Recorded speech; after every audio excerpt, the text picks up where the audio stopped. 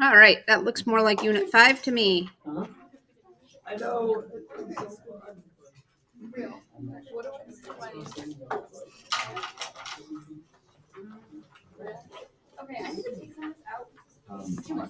All right, here we go.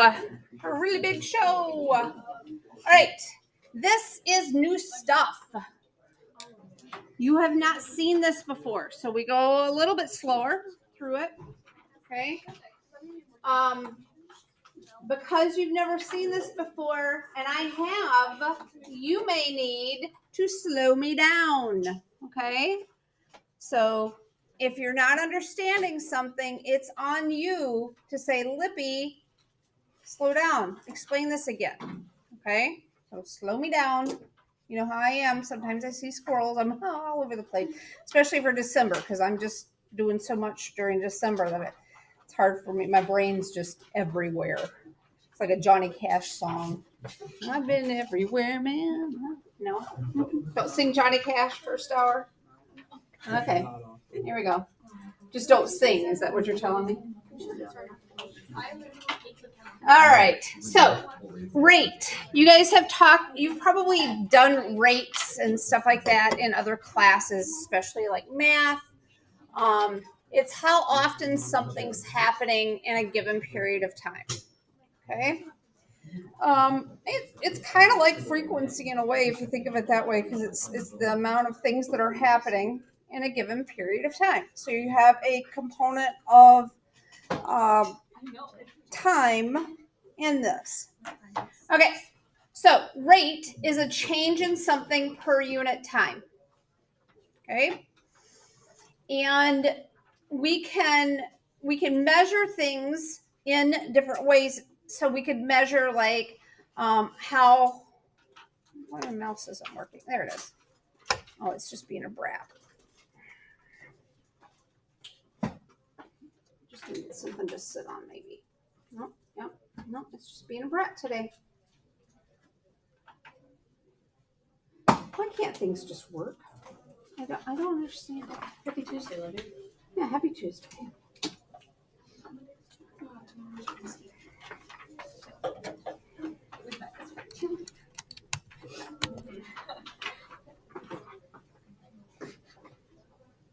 Yeah, that works better. We'll plug it into the computer instead of into the smart board.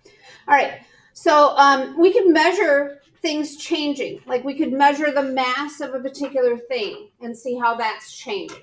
Okay. So for example, if we were reacting to something and something was given off as gas, the mass is going to change in that material because the gas is being evolved, leaving that area. We could look at change in volume, change in moles, change in molarity. One of the labs that you're going to be doing, or the lab that you're going to be doing in this one is actually, it's called crystal violet fading.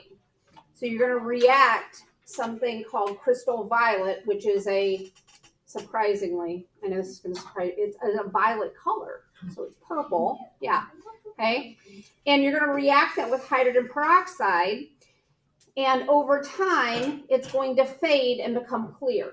And you're using your spectrophotometers to see that change in that concentration because it's going to go from a darker color all the way to clear, and you're going to see the change in that color over time.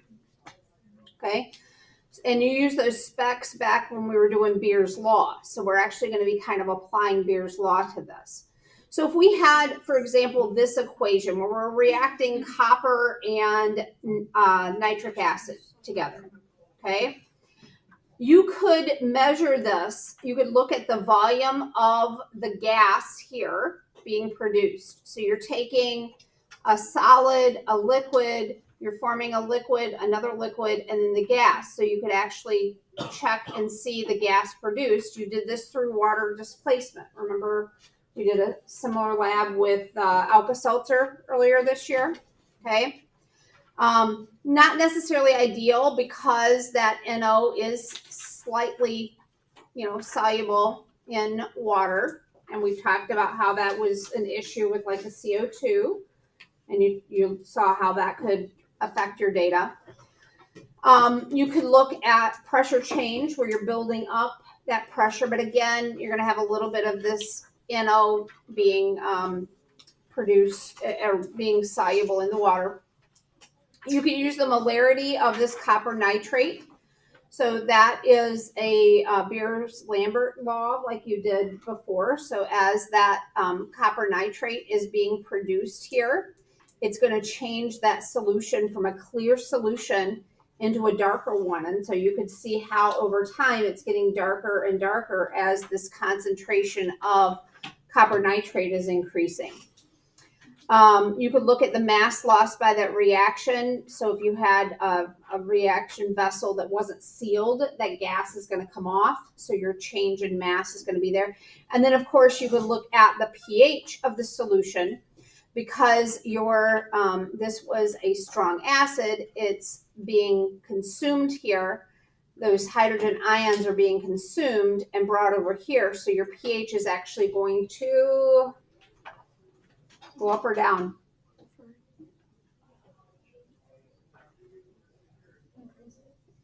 Yes, it's going to increase because as your hydrogen ion concentration decreases, your pH increases.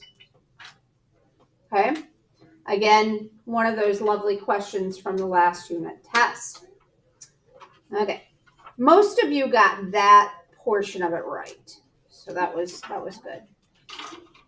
All right, so if we are looking at data here, and this is that equation, you can still see this on your note packet, so I'm going to be just referring to that. You can see that the copper here and the copper nitrate, they're in a 1-to-1 ratio, 3-to-3, which reduces down to 1-to-1, okay? So if we're looking at the nitric acid here, the nitric acid concentration is decreasing. Why? Why is it going down here? Why is it becoming less concentrated? Reacting. Right. It was one of your reactants. So it's going down, and this stuff is increasing. Calling students to report to 519 immediately. Brian Martinez Gonzalez, Elena Santiago, and America Agustina. You need to go to 519 immediately. Okay, so we can look at the rate at which this nitric or acid is getting consumed. So we're going from 8 because that's our initial down to 4, and it took 50 seconds. So this is your molarity per second. And then as far as the copper nitrate, this is going from 0 and it's increasing to 1.5 in that same amount of time. So that is your 0.3. Okay? So the reaction is found by dividing the rate by the coefficient to get the value. So that's how they ended up getting this value here. Because this had a coefficient of 3. This divided by 3 is 0.01. Okay? All right. You can only, and notice how this is like in bold and it is highlighted. That is an important concept. You can only determine rate experimentally. You cannot look at an equation and just get it from the equation. You have to have experimental data presented to you or collected by you in order to make that determination. Okay? So they could give you a graph here, okay, where they are graphing these items. So for example, you have N2O5, that is getting consumed. So you can see that its concentration is decreasing. See these square brackets here? I've talked to you, I think, about square brackets before. What do square brackets indicate? Anyone? Is it that it doesn't touch and it just... No. Or ion? Mm-mm. They indicate molarity. So when you see a square bracket, that means that is the molarity. They are charting the molarity of this, which is the concentration moles per liter. So anytime you see square brackets in chemistry, those around a formula, that means molarity. I don't know why it's faster to type in a square bracket NO2, another square bracket, as opposed to NO2 with a big M next to it, but whatever. I'm not the captain of the ship. I just guide you, around. I just show you. I'm the tour guide. All this stuff came before me. Okay, so this is a downward slope. Why? Why is the blue line? Because it's reacting. Right, it's getting used up. It's getting consumed. Okay, these are positive slopes because they are being created. I'm using the right math term, right? Positive slope, negative slope. Okay. All right. I start dipping my toe into those math words, and sometimes I have trouble. All right. Why is this line so much more dramatic than this line? It's 4 times as much. Right. Yep. Okay. So this is getting produced at 4 times the rate of the O2. Does that make sense? So they can give you graphs like this, and you can figure out what the rates are based on these graphs. Because you can pick 2 points on the graph. This is going to pop me out of here. I hate that. I don't understand why that does that every time. So you've got your time down here in minutes. So you can see from 0 to, and pick a point, okay, to 4 minutes, that this has changed from 0 up to 0.24. And then you can figure out the rate from that, because that's the change, how much it's changed over time. Does that make sense? So if they were just to give you that graph and not the balanced equation or the equation at all, you could balance the equation with just the graph, potentially, right? Like, could you?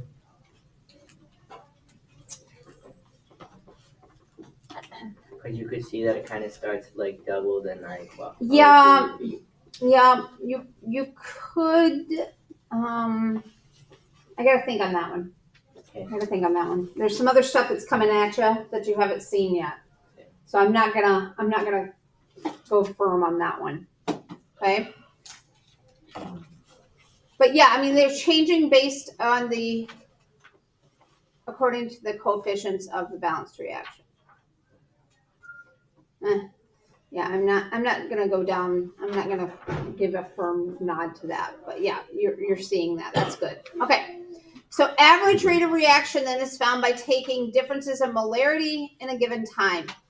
If you take very small time intervals, you can get what's called instantaneous reaction rate, which is the same as the slope of the line that is a tangent to the curve at a particular time. Okay. This is dipping our toe into calculus world. No, please. If you haven't had calculus, you're going to be just fine, because I haven't either, and I can still do this. Okay? Yeah, I avoided it too. Although I've heard that it makes certain things easier, like physics and stuff like that, if you understand calculus. Plus it's fun. No. Wrong, you're wrong.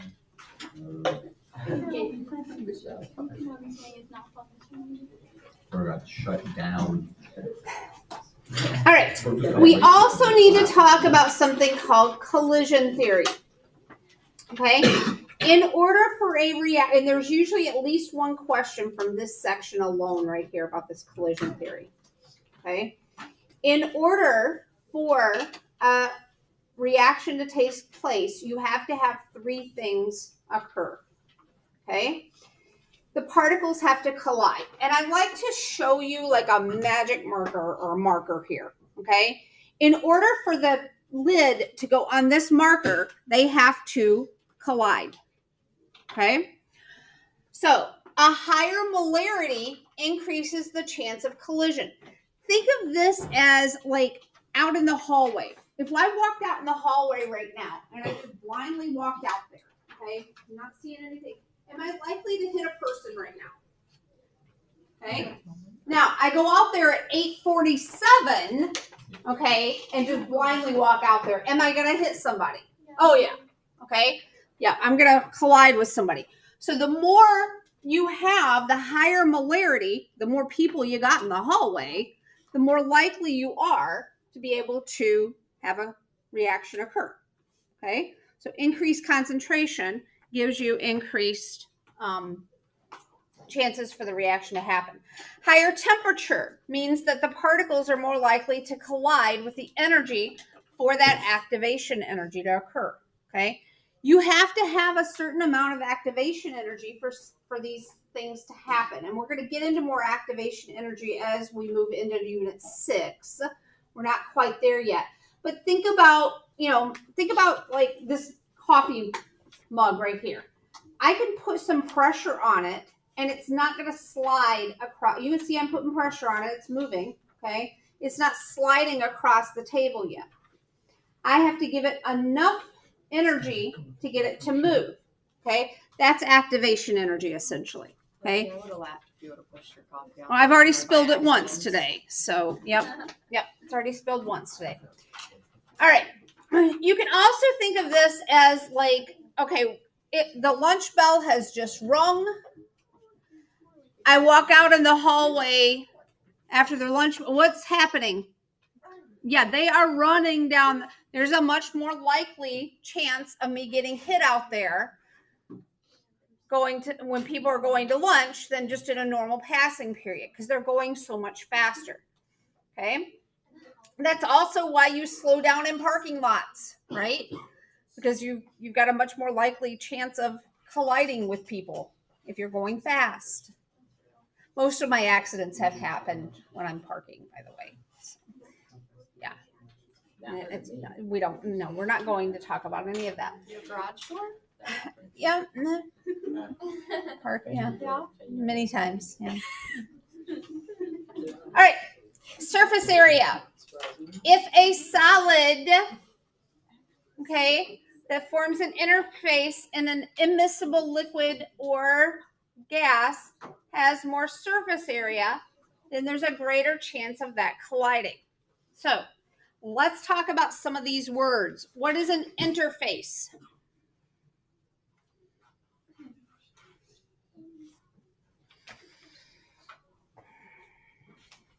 Would it be like, what's the word for it, where it's kind of like honey, where it's very slow? No, that's viscous. Viscous? Yep. Interface is where they're touching. Okay? So they're interfacing. They're touching one another. Okay? Like immiscible liquids. What's immiscible mean? That they can pass through each other. Can't mix. Yes, they do not mix. Okay? Miscible applies to liquids. Okay? If it is miscible, then the two liquids mix together. If it's immiscible, then they don't mix together. So here you've got an interface, like an immiscible liquid or gas and liquid. And we also have solid particles, and we're looking at their surface areas here. Okay? So how do we increase the surface area of a solid?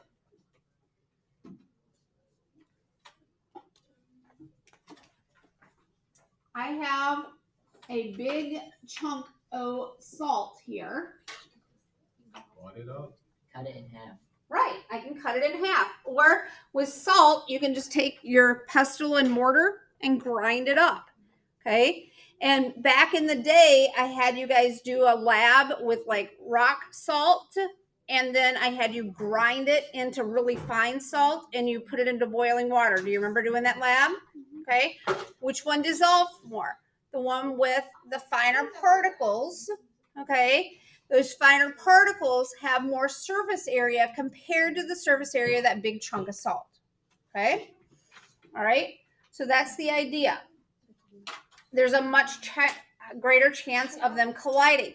You have more surfaces because when things are reacting on a solid, with a solid, they have to react on the surface first and get down to the layers below. Okay? So if you grind it up, you've got more surface area, you've got more area for it to react upon. Okay? Then we have things called catalysts. Okay? Catalysts speed up a reaction, but they don't get used up in the process. I liken these to a car. Okay? I could go outside and I could walk to Madison. Right? It would take me all day. And I'd be pretty cold and haggard and tired and very grumpy. I can guarantee I'd be grumpy. Okay? But I could get there if I absolutely had to. Okay? Or I could take my car and go to Madison. Okay? When I take my car there, I get there faster. Do I use my car up? No. Okay? Just the gas. We're not going to count the gas. Okay? We're going to just kind of negate that. But the idea is that it gets me there faster. Okay? And I can still reuse it over and over again to get to Madison back and forth. Okay? So that is going to speed up my reaction, my ability to get to Madison. Okay? I shouldn't use up my car unless I try to park it and there's an incident. But, you know, there's a likelihood. Yeah. What's a In catalyst? Madison, yeah, that's possible. A catalyst is a chemical, you know, some molecule, it's a thing that speeds up a reaction but doesn't get used in the process. Okay? So some of them will end up lowering that activation energy by giving you different pathways to make it happen. Like my analogy with the car is kind of like that. You know, I don't have to, yeah. And then sometimes they do have different phases. So they are called heterogeneous catalysts. And a lot of times that will alter the orientation of those molecules, leading to more effective collisions. So if I had, for example, if I had this and I was trying to get the cap on the marker, okay, and I could sit here and I could like futz with it and eventually it would happen, you know, that I could actually get it on there, okay, that futzing kind of, you know, took a while, so I can, you know, kind of scoop it up and get it there. But if I have a catalyst like my fingers, now I can hold it and boom, it's there. Okay. So that sped up the reaction. It corrected the orientation of this so that they would snap together more easily. Okay. So that is the purpose of a catalyst. And I will show you how to look at a chemical reaction as we move through this unit and determine if a catalyst is present or not. Okay. There may be some other environmental effects as well. Okay, why are you not changing slides for me?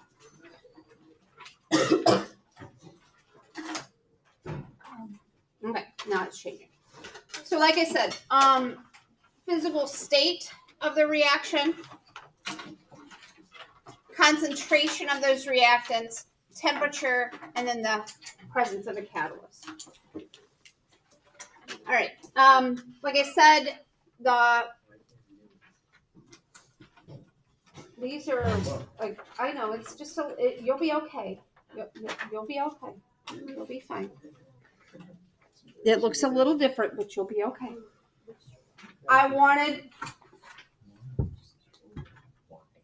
So I do the you do notes, but every once in a while I want to supplement. And so this is my way of supplementing.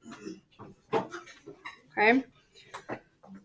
So solid reacts, only the particles, like I said, on the surface are going to react. If the solid gets broken up, then they're going to react faster. And you do this in the kitchen all the time, right? with different things. You'll put stuff into a pot, and start stirring it. You're breaking those things up. Like if you have butter, for example, and you want to melt butter faster, okay? You start with a whole stick. I mean, it is Southern cooking after all. So we start with a whole stick, okay? But if I want that butter to melt faster, what can I do to that butter? I can cut it up into different pieces, okay? It's going to melt faster. This thing is driving me nuts today.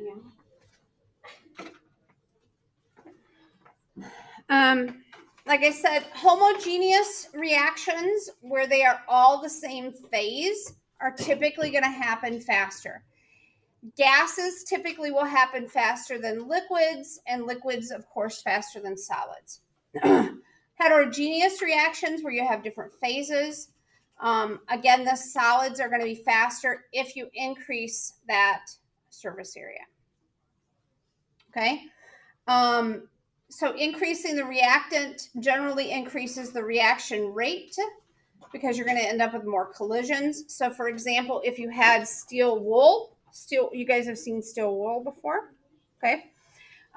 It's just iron, essentially, that's been pulled out into thin wires, and they call it steel wool, okay? That is going to react much faster than just an iron rod of steel. Okay. Similar effect is observed when you increase the pressure because it's going to push those gas molecules closer together in a more confined space and then lead to those reactions as well. Okay. Again, increased temperature then. At a higher temperature, they're going to move faster than the molecules would otherwise. So you're going to end up with more collisions there.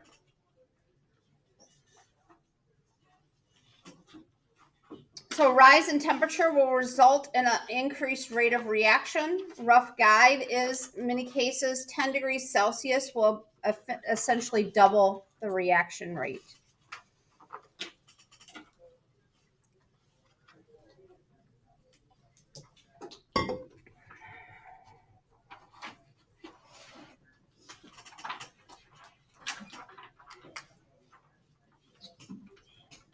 Make sense?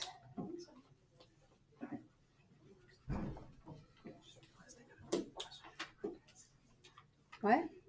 I got that question wrong in my test about record. Yeah. That's why we bring it up over and over again. Just to make you feel bad. Yeah. Chemistry is humble. No, it's because I want you to learn it. All right. Higher temperatures, average activation or average temperature, your activation energy is going to increase, and then that's going to create much higher chance of collisions, and that'll increase your rate of reaction.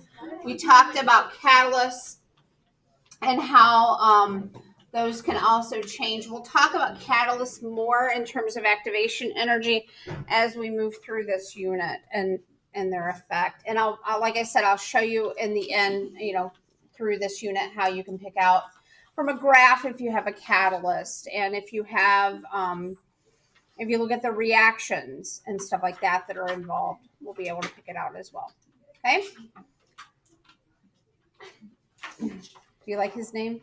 Stu? His name is Stu. Stu Dent. No, I'm just confused because there's more. Oh, I don't know what I did. It's just a hot I know. Who knows? Okay. Who knows what I did? Got it. All right, so we have a reaction here with hydrochloric acid and calcium carbonate. We have small chips of calcium carbonate, and we have powdered calcium carbonate. And then we have the HCl where we have an increased molarity. And then we have a warm water bath versus an ice bath here for the powdered form and the higher concentration. So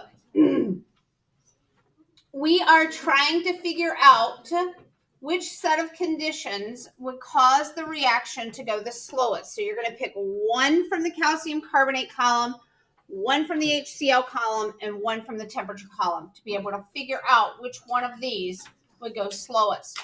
So which set of conditions for the calcium carbonate would cause it to go slower? Small chips. Good. Okay. What about my HCl? What would cause it to go slower? The lower molarity, so the 0.005. What about the temperature? The ice bath. Okay. And then, of course, the opposite conditions would cause it to go faster. Make sense? Huh. So the colder temperatures make it go Slower. Yeah. So what you were doing here is you were picking out which ones would make it go slower. So slowest here. So slowest would be the small chips, the lower molarity. Why are you not letting me draw here? There. And the ice bath. And then if we were looking at things that would make it go fastest, I'm going to square those in. The powdered, because you would increase the surface area. The concentration, because you're increasing the amount of items that can collide together. It would be like me going out in the hall during passing period. I'm likely to get collided upon. And then the warm water bath is going to make those particles go faster. Okay? So this would be like more people, and this would be like them going faster. They're more likely to hit me if they're going faster.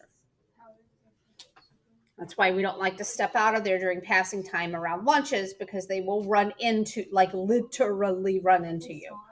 They do not care. It is like a herd of buffalo. Get out of the way. All right. We have a rate of disappearance of ozone. They've given us a time and a certain conditions. They want to know what is the rate of appearance under the same conditions of O2.